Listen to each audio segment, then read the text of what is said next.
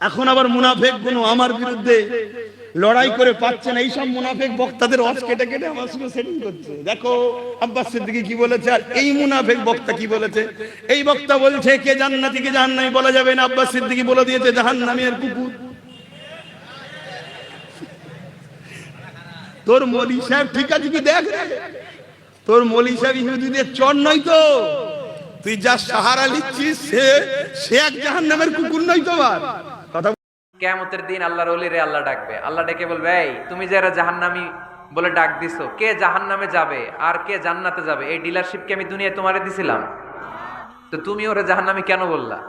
ও নামাজ পড়ে নাই, ও আমারে ডাকতে পারে নাই, কিন্তু তোর মতো বেয়াদবি করে নাই। চিল্লায় বলেন ঠিক কিনা? আজকে ওরে আমি জান্নাতে দেব, তোরে জাহান্নামে দেব। খবরদার, কাউরে জাহান্নামী বলার আগে 1000 বার ভেবে নিবেন।